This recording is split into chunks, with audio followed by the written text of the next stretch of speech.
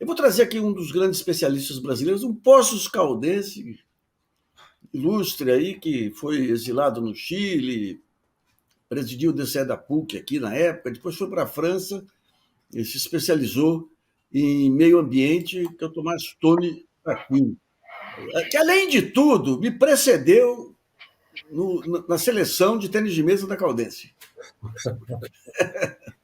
Tomás, como é que você está vendo essa cópia aí? Boa noite, Luiz, boa noite a todos. A COP está, como dizem, bombando.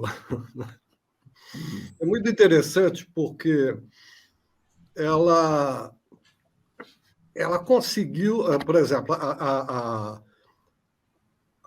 uma espécie de descompressão com relação ao Brasil. Não é? Sim.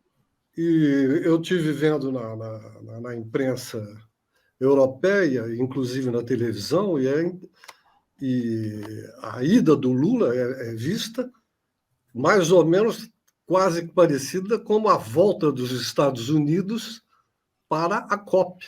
Não é?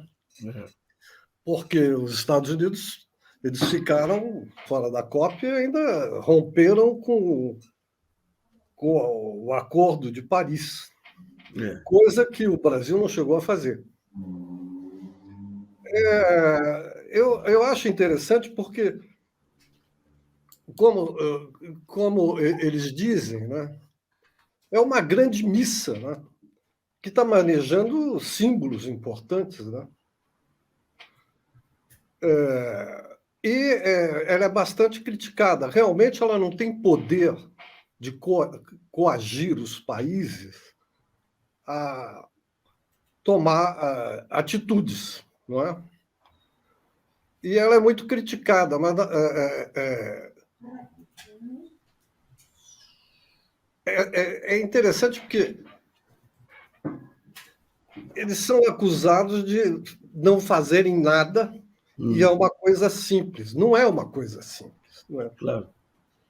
Ali é um lugar que atualmente vão 40 mil pessoas.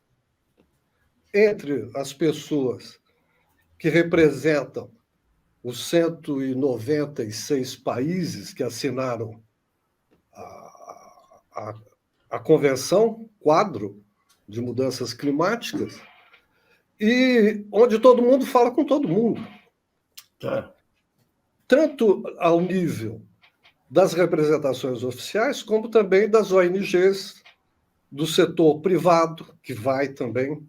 Né? Vai todo mundo, e é um lugar onde um representante indígena encontra um representante da Oceania, de uma ilha daquela, qualquer das ilhas. Tomás, uma das discussões aí, além do mercado de crédito de carbono aí, é o seguinte: como definir uma economia sustentável para as populações dessas regiões. A gente tem o Fundo Amazônia que volta a funcionar, mas quais são as possibilidades que estão em discussão aí para dar uma alternativa a essas populações? Na verdade, há uma discussão que vão tentar tratar desta vez, que é o problema do financiamento. Não é? O problema do financiamento já tinha sido iniciado na COP de Copenhague, é o número 15, se não me engano, de alocar 100 bilhões de dólares anuais a partir de 2020. Não é? Essa alocação ela já está funcionando, mas só que eles não conseguiram preencher os 100 bilhões de dólares. Acho que chegaram até 80 bilhões, 70, 80 bilhões. Esse dinheiro era justamente para apoiar os países que têm menos responsabilidade na modificação climática, e são aqueles que vão mais sofrer. E é importante saber, por exemplo, que a diferença é muito grande. Então, por exemplo, se a gente pega os Estados Unidos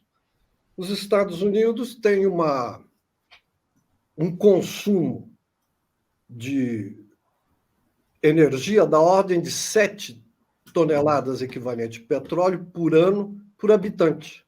Tá. E o Bangladesh é 0,25, ou seja, a responsabilidade dele é 30 vezes menor que a americana. E, no entanto, ele é um país plano e que a mudança climática está aumentando o nível dos oceanos e eles vão sofrer rapidamente, já estão sofrendo com isso. Agora é gozado, Tomás, o senso pragmático do americano. Alguns anos atrás, um conhecido meu aqui me levou para conhecer o Otto Reich. O Otto Reich é do Departamento de Estado americano, já estava aposentado, foi o cara que comandou aquela tentativa de golpe na Venezuela. E ele estava representando os Bush, que vieram ver etanol aqui. Queriam ver. E já estava se falando muito já nessa questão do aquecimento, não acreditamos nada no aquecimento, mas dá bons negócios. Agora acabou, a dúvida acabou agora, finalmente. Acabou a dúvida, acabou a dúvida, né? Inclusive, esses últimos 8 anos, a aceleração foi brutal, quer dizer, praticamente são os anos mais quentes da história, da nossa história, né? E está ficando cada vez mais evidente, né? E para só terminar a questão do financiamento, outra questão que eles estão querendo, mais 2 outras linhas de financiamento. Uma seria o financiamento da adaptação, porque há que entender 2 coisas que nós temos que fazer. Porque a mudança climática ela vem, nós temos que nos atenuar os seus efeitos, e o outro ponto é nos adaptar. Porque antes a gente não pensava nisso, mas agora isso é fundamental, porque ela é irreversível e ela está chegando. Então, há um pedido para financiar a adaptação desses países mais vulneráveis e mais pobres. Por exemplo, em uma cidade ou uma comunidade na beira do mar, serão necessárias infraestruturas, modificações, etc., para se adaptar. E o outro financiamento, linha de financiamento que estão discutindo, é o que eles chamam perdas e danos. Porque, independentemente de você ter uma política de adaptação e de atenuação, de repente acontece o que aconteceu no Paquistão, uma inundação como jamais foi vista, e que, inclusive, até hoje tem uma parte do país, depois de 2 meses, que continua inundado, que independe de políticas de adaptação. Essa é a questão essencial da discussão atual. Tomás, agora os negacionistas sumiram de vez, né? Sumiram, estão cada vez falando sozinho, né? Cada vez pior a situação deles. O grande problema hoje...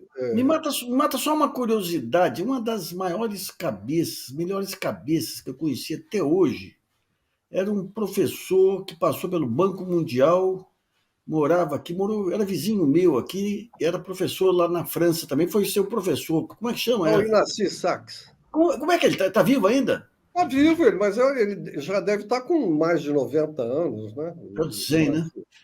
Inácio Sachs é interessante porque ele participou da Conferência de Estocolmo, né? E foi um dos primeiros economistas a colocar a boca no trombone, levantando a questão ecológica.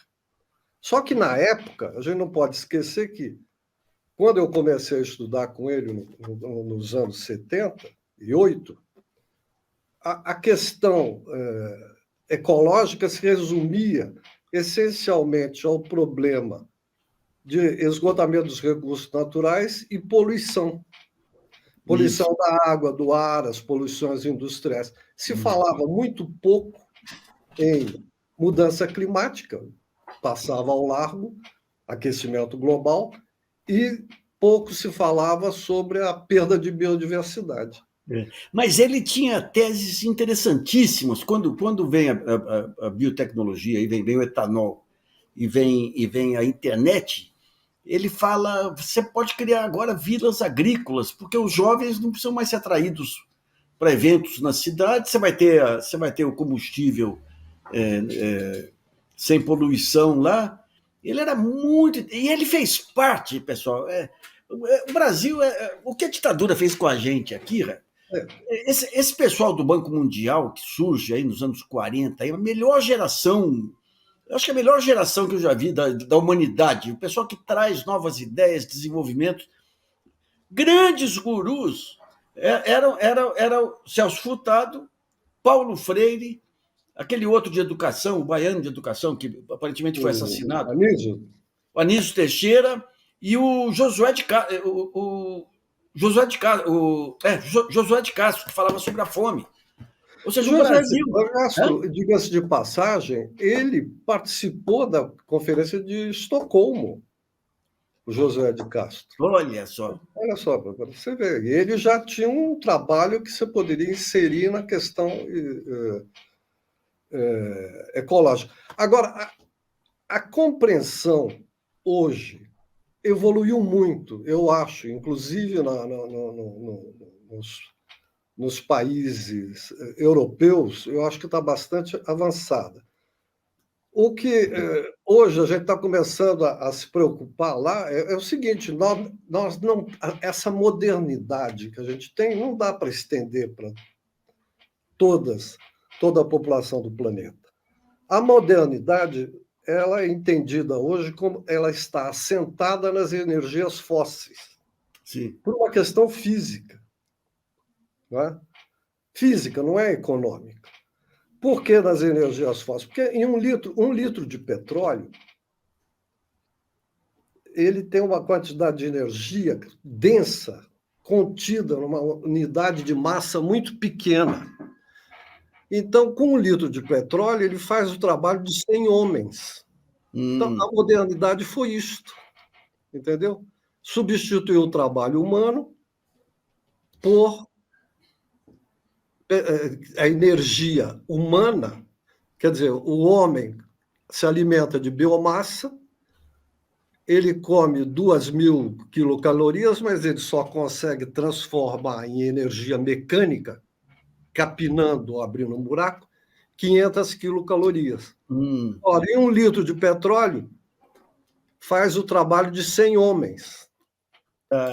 Entendeu? Então, isso fez a nossa modernidade. Hoje, quando se fala que nós temos que reduzir o petróleo, as energias fósseis, que representam 85% do consumo mundial de energia, significa diminuir a quantidade de energia para as máquinas. Isso significa retração. Não é recessão econômica, é retração. Elas não têm que se alimentar. Então, como é que nós vamos resolver essa equação?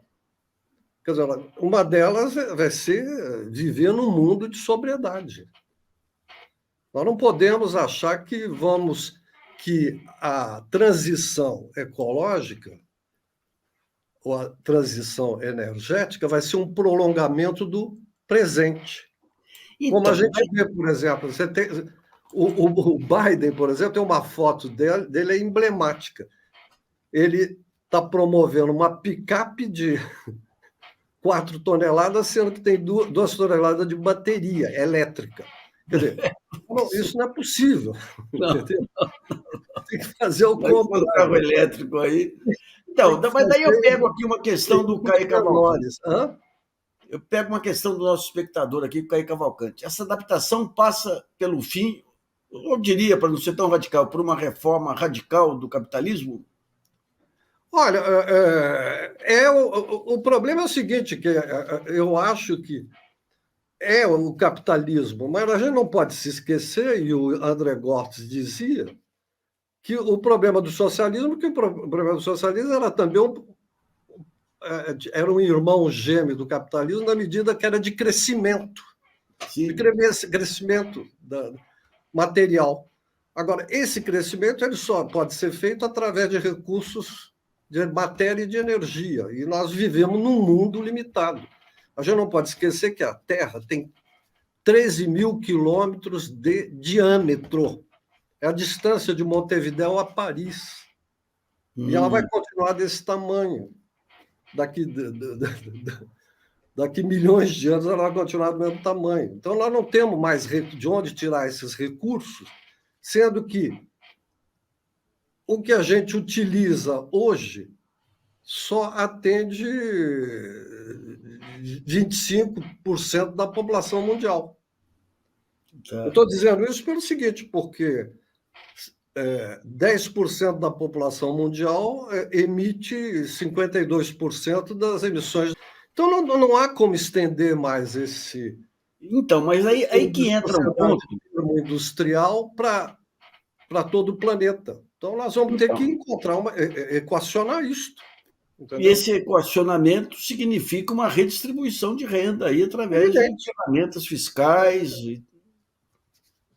As pessoas acham que vão continuar a viajar, todo mundo vai continuar a viajar de avião, etc. Vai para a Europa, vai para cima, vai para baixo. Não. Eu, cada vez que pego um avião que eu vou daqui para a França, estoura a minha cota de CO2. Se a gente tivesse uma cota para cada indivíduo, pegar a quantidade de CO2 emitida, não os gases, só CO2, gás de efeito estufa, e dividir pelo número de habitantes, cada vez que eu pego um avião desse, eu estouro a minha cota, entendeu? Então, é um negócio complicado. E outra coisa, a gente hoje tem mais ideia dos aspectos quantitativos. Muito melhor quantitativo do que tinha há 20, 30 anos atrás. Não é?